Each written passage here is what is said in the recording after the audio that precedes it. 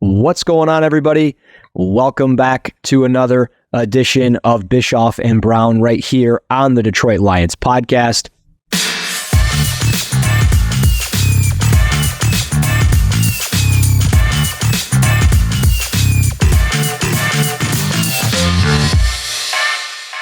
He's Scott Bischoff. I'm Russ Brown. We are back. Our Detroit Lions win another game. They are just cruising right now. They beat the Green Bay Packers. Scott was there for this game. We'll get into all that. But Scott, my man, how are you? I'm doing very well. Excited to have been in the stadium. I finally maybe dried out a little. The wall has not, though. It was nuts, but no, it was a great experience. Super cool being there. Doing good. How are you? Good. We're good. I mean, Lions are 7-1. Not much to really be upset about. They made the trade for ZaDarius Smith, which we'll talk about, but we're going to start with the Packers game. They beat them. Final score 24-14. Not an overly impressive offensive game for the Lions per se by total yardage, 261 yards, but the weather certainly played a factor into that, and it really seemed like the Lions were just trying to run the football, score on some big plays the way that they did, and get out of there with the win. But it was phenomenal. But I mean, looking at that game, you were there. How different is it watching this Lions team? I mean, I know you've been to games when it's been a bad team. So what is the difference between what you see now compared to then? I mean, what's standing out to you? It was interesting because Green Bay ran the ball pretty effectively in the first part of that game. So they put together a drive, and the Lions they got a field goal. Then the Lions responded with their own long drive with the Amon-Ra St. Brown touchdown, and it was like, all right, that's the end of the first quarter. Each team has had a possession, and that was the fastest first quarter ever. I don't mean to cut you off, but I looked up and I go, 10 minutes have gone by. Yeah. And I was happy. Yeah. I mean, I feel bad saying it, but I was happy because it was this rain. I mean, it was ugly there. Yeah. Incredible atmosphere. Lambeau is it feels like a college vibe. Mm-hmm. It does. It's a party. Everybody's happy. I didn't see any arguing between anybody about anything really at all. They were super, super cool. All the Packers fans were very cool. Yeah. To us Lions fans. There was a lot of arguing going on amongst themselves, right? But they were really warm and welcoming and very cool with Lions fans. They just were. It was just an awesome experience. I will tell you, and no offense, Packers fans, but holy spoiled fan syndrome, you got it going on there. And listen, we're going to get there too if the Lions go on a long run of being successful and getting officiating help and all the stuff that the Packers have had for the longest time. Right. I would say the Red Wings fans in their heyday probably were viewed as spoiled brats around the NHL, right? Because every call you expect to get, and you got a dozen Hall of Famers in your lineup, and it just gets old, and you're tired of dealing with their shit. Sitting in that stadium, and in the bench style, no seats, just benches, and listening to the fans complain about the officiating, and to the point where they were pissed about some of the calls that were going on there, and then it was just amusing in some ways, but also sort of like eye-opening. The calls for Malik Willis. Almost at the start of the first quarter. Like Jordan Love, I don't know exactly when it started, but he made a throw that was like, it wasn't a great throw. Might have been low, but it's like the ball's like wet. Like, it's wet. And it wasn't just a small group. So, it wasn't a sample size thing, but there were larger groups and multiples of them calling for Malik Willis to come in right then. And it's like, wow, how spoiled are you? Yeah, they kind of highlighted it on the broadcast, and then coming into the second half, they had Malik on the sidelines warming up, and it was like I was almost thinking like, man, if they put him in, this might get a little problematic if we can't stop the run, because they were gashing us on the ground. And I don't know why they went away from it so much. I know we started to stop it a little bit, but they just went away from it. And I don't know if that was them just waving the white flag and kind of saying like, we don't want to risk anybody getting further hurt because they got a long season ahead of them. But speaking of the fans getting mad about the calls, was it bad when Brian Branch got tossed? How was the reaction to that? It was, I think everybody was a little confused as to what happened. And then when he got ejected, it was like, they went nuts. Like, obviously, they needed, at that point, they already knew that they needed help. Yeah. I'm not saying that the officials helped them, but they knew that the Lions, everybody respects the Lions at this point. Like everybody we encountered was like, yeah, you guys have a really good team. And it's like uncomfortable, nod the head, like, yeah, we do. You're like, I don't want to acknowledge it to you. It's, it's a little weird, but, at that moment, it was very much like they needed every little edge that they could get because they knew they were in trouble in some ways that they couldn't stop the Lions in a variety of ways. They didn't really stop their running game, but they had a hard time defending the pass too. So I thought Goff played pretty good in that game in what was conditions where the narrative is that he's not going to perform well in those in those conditions. But the Packers dropped a bunch of passes, and but in that moment when Branch gets ejected and he walks off the field, with the fingers out, I didn't see it because the people around us were going nuts. So I didn't see that. My oldest did, and he's like, he just gave him the double bird, and I'm like, okay, well, I would imagine he's going to get an envelope from FedEx this week. Yeah, the money here, please. I didn't get. So it's always hard to see that stuff, especially when you're a person. I didn't understand why they threw him out, and I still don't. Yeah. I don't know. I mean, I know he hit him with his helmet. It almost looked like the side of his helmet hit the Packers receiver in the face, kind of thing. But I don't think he was intending to make that. And I guess the intent isn't really the most important part. I mean, he did it, right? So, but still, you see it all the time. Like you saw the Olave hit this weekend, where that guy didn't get ejected. Right. And it just feels like, well, even, and I'm not saying in that scenario that the officials were doing anything to benefit the Packers. It just is a curious call for a play that, there was some helmet to helmet stuff, but it's not like he barreled him up, and then dipped the crown of his helmet and smoked him, like we have seen other hits. Right. It wasn't like that. Well, and there was really very little communication between the officials. It was like, the official comes in and just says, yeah, I'm ejecting him from the game for that hit. And then they announce it, and it's like, what? Yeah. Yeah. Well, and the same thing happened in the Rams-Seahawks game. There was a big hit, and there was no ejection. They actually, I think, picked up the flag, if I remember correctly. Yeah. And I'm just like, when it happened with Brian Branch, I'm watching it. I'm like, they're going to give this game to the Packers. This is what this game's going to be like. That's what I was thinking as a fan. And I'm like, it's already written. Like, they don't want the Lions to win this game. They've got to start changing the narrative here about this football team. And they stuck through it, and they just kept doing what they do. And like you mentioned, Jared Goff played really well. He did. He went 18 to 22 for 145 and a score. Yeah. And I know that's not wow numbers. It's more managing than anything else, but he's completing that game was not close. It just wasn't. It was close in the first quarter because each team only had one possession, but it really didn't. It felt like the Packers and even their fans knew it. Mid-second quarter, they were up against it, right? So when the Branch thing happens and their defense stiffens, which is super impressive, and then the pick six happens, and you think, all right. I mean, before that happens, I'm thinking, all right, just get out of here, and then come out. We're getting the ball. They were getting the ball and to start the second half, and it's like you can double dip, you score again. That's gonna make this tough, and then the pick six happens. It's like, wow, this is crazy. That was a weird play. I can't believe he threw that ball.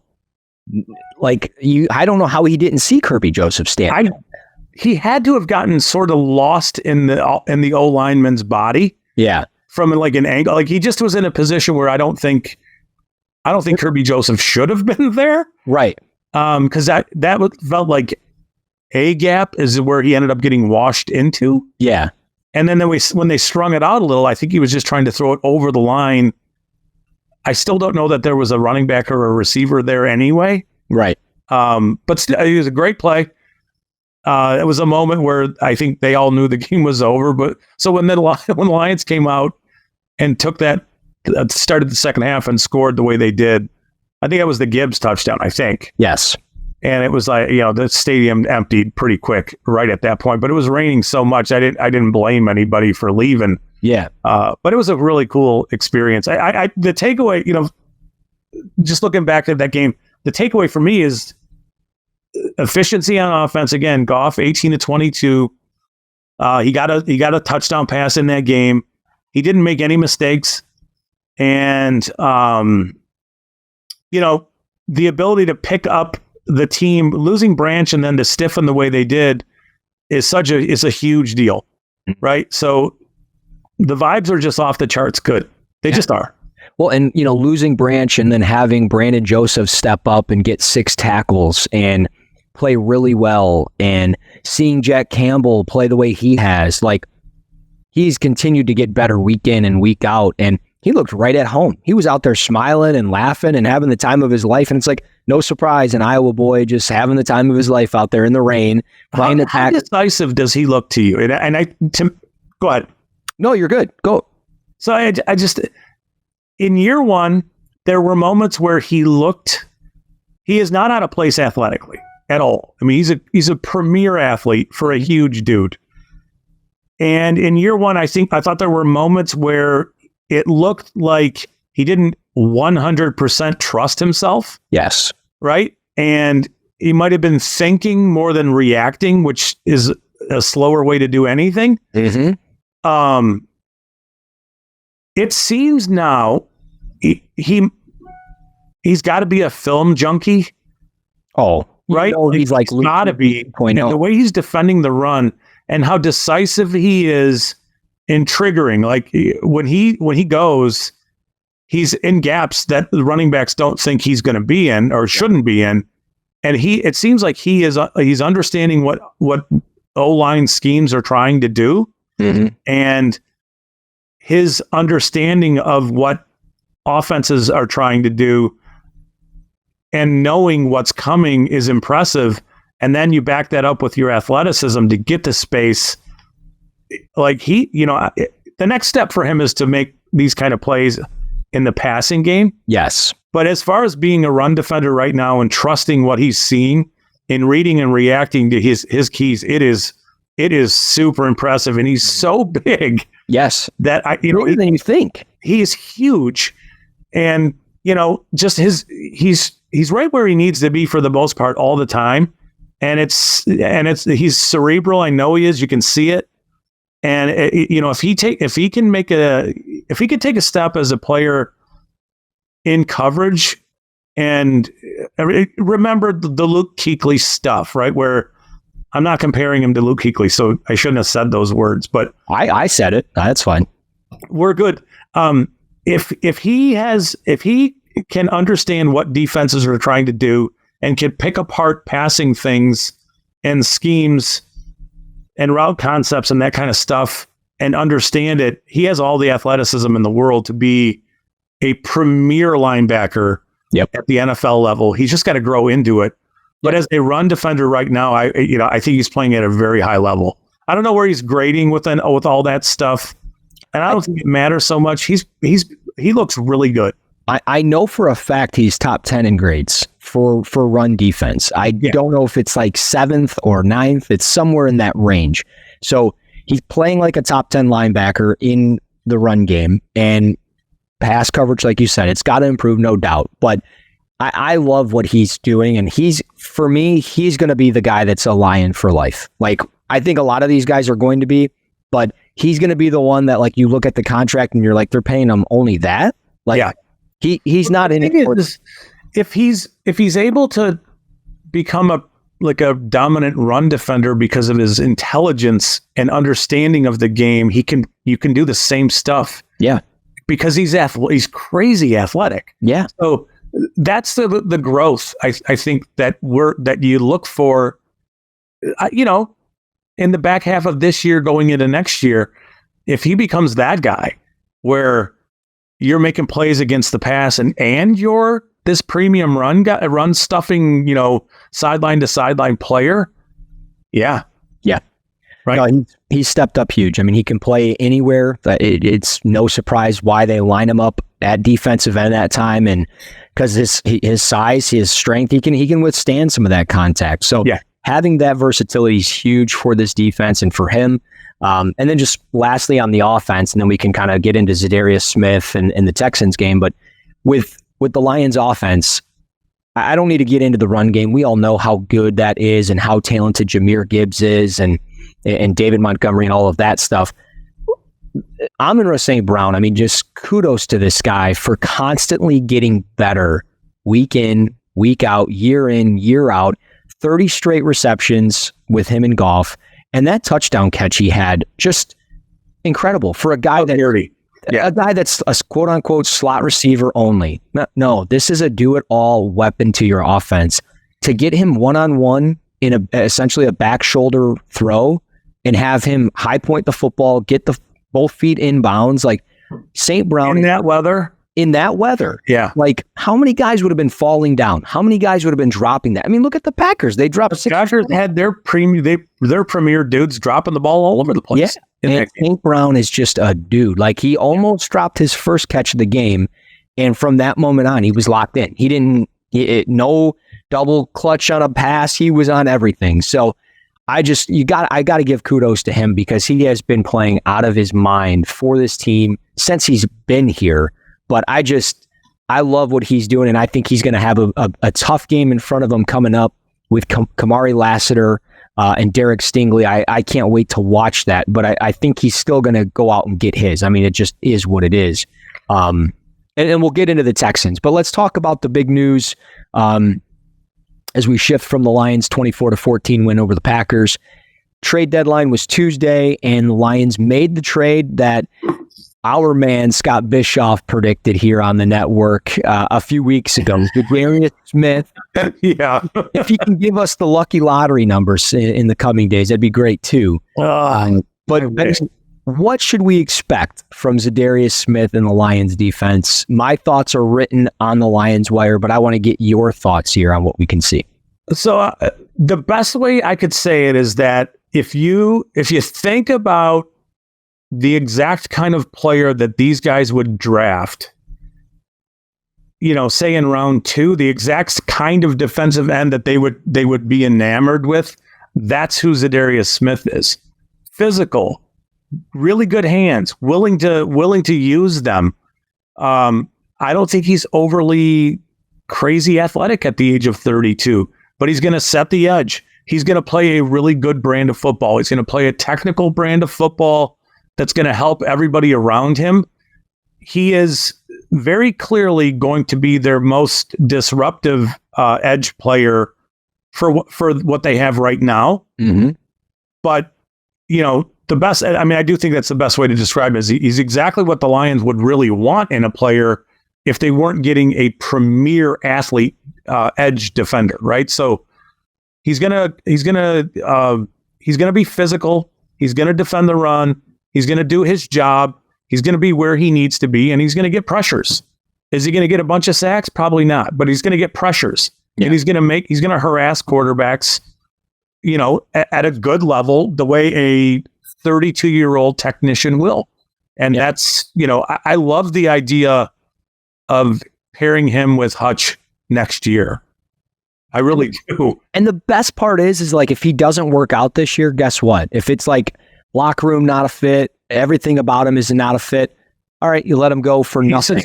He's essentially a free player. I think they owe him, $605,000 the rest of the year. Yeah. They don't owe him anything going forward. If they love the fit and all that stuff, then you create a contract that's good for for him and the Lions going forward. But yeah, I mean, I know they gave up a 5th round pick. I don't think they don't have a 3rd and a 5th this year, right? I believe so. So they gave the 5th for, I think they gave the 5th for ZaDarius Smith. I want to say they gave up a future 3rd last year for Manu. But it's a 5th round pick. And then in the 2026, you're swapping 6th and 7th. So with the compensatory picks, that could be, maybe that's a 15 or a 20 pick range. Yeah. There where, they do not have a 3rd and they do not have a 5th, but they do have 2 4th round picks. They've got a 6th and they've got 2 7s for this year. So plus their 1st and 2nd. So yeah. So they have plenty of ability to maneuver and do things if they want to do it. So it's not like giving up a 5th round pick, kneecaps you in a future draft. And I don't know what you think, but swaps in round 6 and 7 in a draft 2 years from now isn't necessarily a relevant thing, right? When it's talking about the window being right now and you need a player like this. Yeah.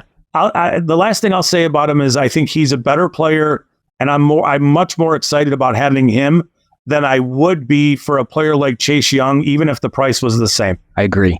So completely agree. I was not thrilled with the idea of getting Chase Young this year. Last year certainly was something, but knew that was never realistic. I love this move for ZaDarius Smith, for the contract, for what he provides defensively. I label him as like a twitchier Josh Paschal. Yeah. And I think that's perfect for Josh Paschal if he can stay healthy and be on the field. And again, we all know, the reasons to why he has not been around for the last 2 weeks, and that's not his fault. And it just is what it is. We got to deal with that, and he's going to have to deal with that, and that's okay. With ZaDarius Smith, though, like, he's going to be that perfect pairing opposite of Aiden Hutchinson next year if they keep him, which I think they will. And I love the alignment versatility for him from his play style. Like, you can play him as a tilt 5, a 4-eye, a tilt 3. He can stand up inside. He's going to be able to run TE stunts with Aleem McNeil all day long, and that's going to be very problematic for interior offensive linemen. Like, guards and centers are going to get their asses kicked, like, because of the power that's coming at them, because ZaDarius Smith is all speed to power. Yeah. He doesn't really, have the twitchiest hands with a bunch of, double clubs or, double, or swim moves and things like that. Like, it's just power. He's all power. And did he benefit playing opposite of Myles Garrett? Yes, but that's not the reason why he's been productive. Like, he's only played with Myles Garrett for a season and a half. Yeah. He's got 65 career sacks for he's been productive everywhere he's played. He's very technical. Yeah. He's very heavy with his hands. Yep. He's not this super explosive, bendy guy, though, right? So you're not going to get, it's not like it's going to be Harold Landry or, running underneath everybody. That's not his game. Right. He's going to soften the outside shoulder of a tackle and make the distance that he has to go to get to the quarterback shorter. Yep. Through his own physicality. Yep. And the Lions love those guys. Yep. That's the Lions defensive ends too. That's why I do think that he would, if there was a 23-year-old version of that dude in the draft, the Lions would love him. They would. That kid from Arkansas might be that dude. Yep. I mean, we'll talk about that in a few months. Let's go. Yep. Let's just keep doing what we're doing. So yeah, I mean, ZaDarius Smith, great move, great trade. Here for the long haul, I hope, and I think it's going to really pay off. We'll see if he ends up playing on Sunday night. They gave him a few days off because it's technically he was on a bye with the Cleveland Browns when he got traded. So yeah, I'm assuming he wasn't even in the country. I'm assuming he was probably on a vacation somewhere trying to take some time off. So who knows? I think you could play him this Sunday and just, every other series kind of a thing. Yeah. There'll be a rotation and all that stuff, but I'm super excited to see what he looks like for them. I mean, this is a huge need. They really needed to do something, right? And I think this has been in the works for a little bit. Mm-hmm. And I'm very excited about his addition. And then, specific to next year, like, I think Hutchinson and ZaDarius Smith, and let's just say rookie edge player at the end of round 1, kind of intriguing.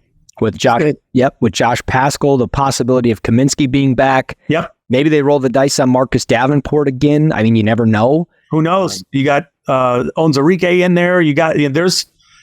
They got good stuff going, man. They really do. They have been doing it right. And I think the only thing they've really gotten wrong, and it's not even really their fault, it's James Houston. I mean, that's really the only thing that's gone wrong, I think, from a pick standpoint, to where it hasn't really worked out. But yeah, and you can pinpoint a moment in time where I think it stalls his momentum as a player, and that's on kick coverage when he breaks his fibula, when he breaks his leg. And it's like, sometimes you don't recover from those things, or it takes such a long time.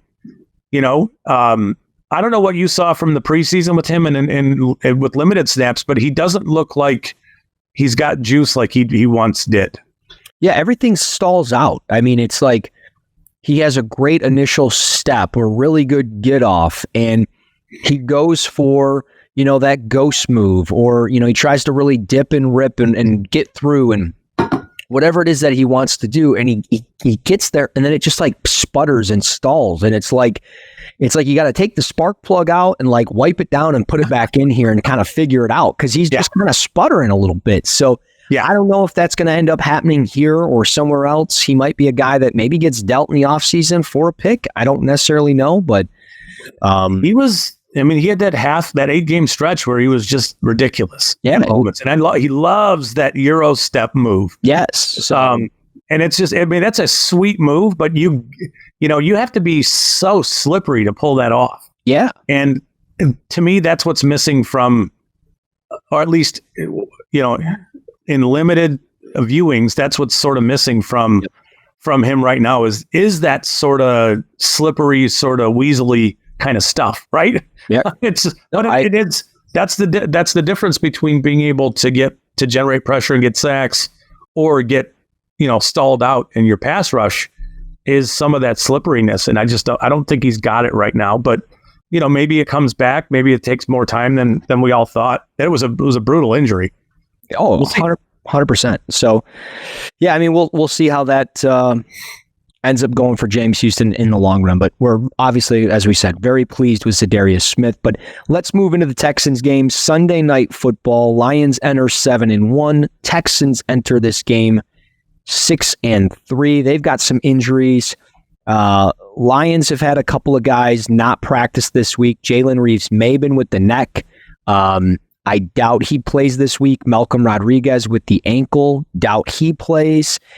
Taylor Decker was added to the limited practice report today with the shoulder, so it's kind of a new thing.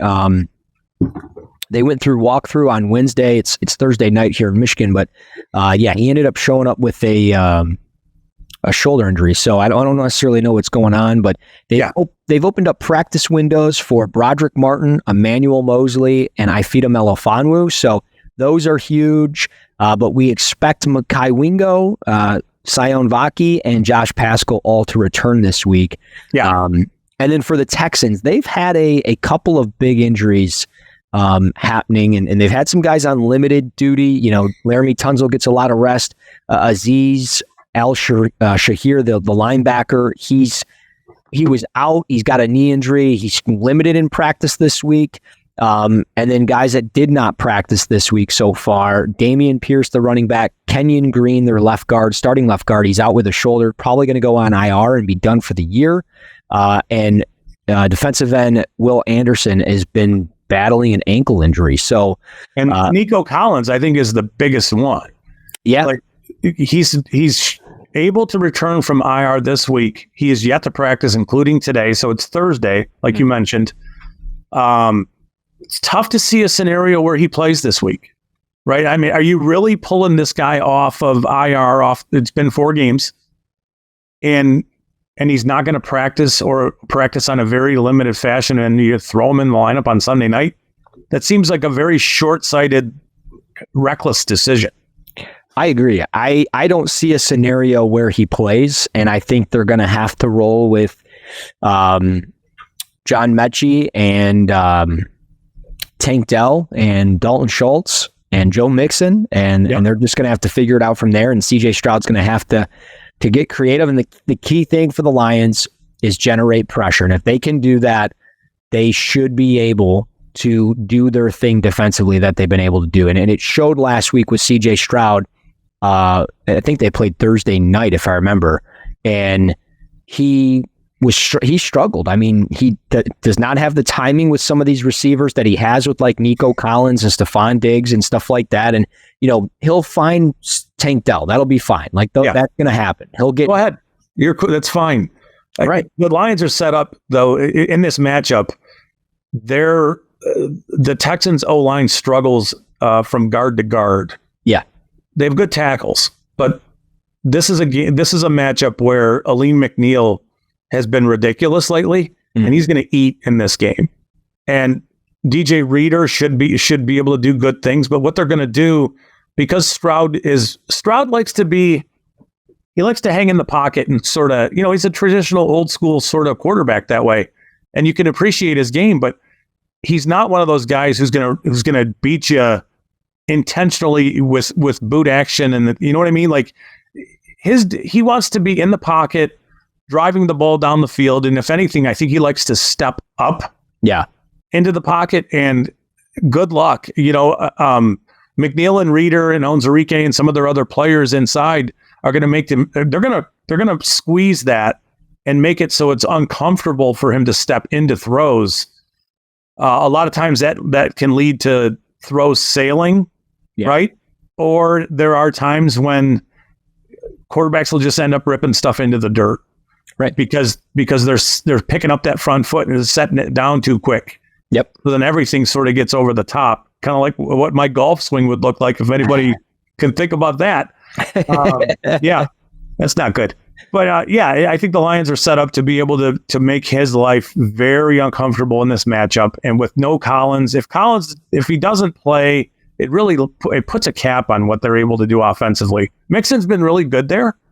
I would expect him to continue to look really good. He's a big dude. He's hard to get to the ground. He's a good running back. Yeah. I would expect him to have a good game and to be very productive, both running the ball and catching some passes and that kind of stuff. And like you mentioned, Dell's going to get his. Yeah. It's just, can the Lions put them in potentially bad down and distance and then get some pressure, and not like, Hutchinson kind of pressure where it's coming from the edges, right? But more, just as a group, just kind of condensing the pocket, right? Making Stroud feel that. I think they're in a pretty good position. And then the Will Anderson thing is big. That's because he's their best edge player, and he's a problem. I think the Lions can hold up with him physically. They have. We'll see with Decker, right? But if Decker plays and he's good, I think they can prevent. I don't know what your thoughts are, but I think Decker struggles at times on his outside shoulder with real slippery players who can bend around him. Yeah, that's not Will Anderson's game. He's more of a, he's a very physical player who wants to push a tackle into the quarterback's lap. In the same way we mentioned how ZaDarius Smith is going to win, Anderson can do that just at a higher level, and he's got some more quicks. But he's not super bendy, right? So I think the Lions can hold up a little better, but if he misses the game, it just makes it so much harder for Houston. So the Lions look pretty good in this matchup. They're playing at a level right now where you should almost expect, it's crazy, but you should expect the Lions to have their way and to do what they want to do. I agree. And I think the thing for the defense, I mean, if they can somehow continue to have Tyrion Arnold, Carlton Davis, even if Rakestraw gets in there, get those guys to play in phase and get their head around. If this is the week to do it, do it. Obviously, because you're playing CJ Stroud, but like 2 out of the last 3 weeks, CJ Stroud has not completed many passes. I mean, he has done a very poor job with that. Last week against the Jets, he only completed 36%. 2 weeks prior to that, he played the Packers and he completed 47% of his passes. So, he's not completing a lot of passes, and I think that's a lot of it because of the in and out of the weapons that he has. So and struggles with that interior O-line guys. Like they're really struggling offensively. Stroud's a great talent. He was awesome in year one, but no Stephon Diggs. That's a huge loss. Collins has been on IR, and it's really throttled that offense. Yep. Just takes the timing out of it, right? And I mean, that it really does. And I think that's can't be wide receiver one. He's just physically not. I don't think he can hold up that way. No. So, Nico Collins was awesome until he hurt that hamstring. So, Lions might benefit from missing. If they miss Collins in this matchup, it's huge for the Lions defense. It just is. Yeah, it really is. I'm pulling up right now just what the spread is on the game.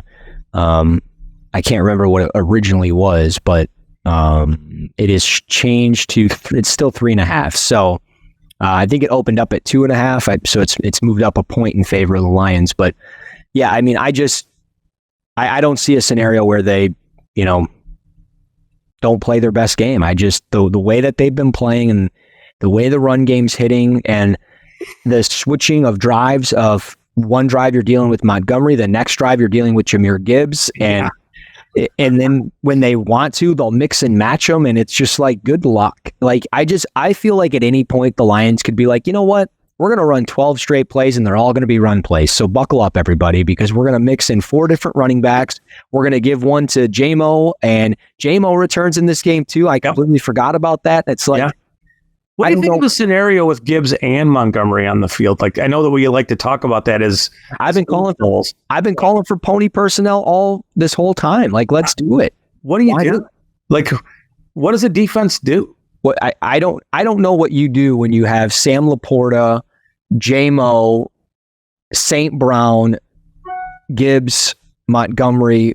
Gibbs is motioning all over the place. J-Mo's motioning all over the place. Yeah. What do you do in that scenario as a defense? I don't know. You don't do much. A little bit. Yeah. You don't do much. So I think that's the thing. I don't think Ben Johnson has even gone deep into the creative bag that he has. I think a lot of what he's done is replicating what he's done in the past, which is different variations and adding a little bit more salt and pepper into it. He hasn't even gotten into the paprika and the oregano and everything else, the fun stuff, So I can't wait. That, right? Save that for when you really need it. Yeah. Save it for the NFC Championship game when you get into the second half and you need to put up some points. So I can't wait for this one. It's Sunday night, prime time. You love those games because everybody nationally gets to see it. They get to see what this team is made of, and I think when it's said and done, I think people, if you're not on board yet, I think after it, they're going to be like, you know what? This is a Super Bowl team. This is a team that's going to make it the whole way. Yeah. So maybe, I don't know. We're taking it one game at a time, but that's where I'm at with it. But, some of that is we have to meet this team where it is. And it's right. Like we're at the halfway point. This is a dominant football team. Mm-hmm. The one game that they did not play well was Tampa, right? And that was still a very tight game until the end. Still, you're 7-1. This is as good a football team as there is in the NFL, and I am including the Kansas City Chiefs in that. And the Lions you can't say enough positive things about just about every way.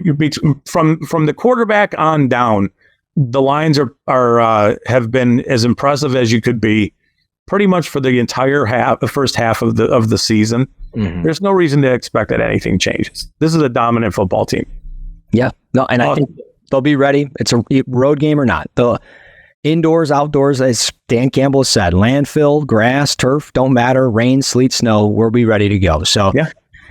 I think they'll be fine, and we'll see. They got to execute. They'll do what they got to do. So yeah, clearly this is one of those matchups where you do need to execute. You got to play well. If they play well, they win. Yep. Yeah. We'll see. We'll see how it goes. We'll talk more about it next week right here on the Detroit Lions podcast. You got anything else to add? Nope. We're good. All right. Well, you guys, of course, can find us on Twitter or X at Russ NFL Draft, at Bischoff _Scott. And of course, you can follow and rate review, and subscribe to the Detroit Lions podcast on YouTube, Apple Podcasts, Spotify, and all other podcast platforms. That's all we got for Lions Texans preview, Lions Packers review. We'll be back next week to get into the next game. We'll review this Texans game. We can't wait to do that. So he's Scott Bischoff. I'm Russ Brown. This is Bischoff and Brown right here on the Detroit Lions podcast.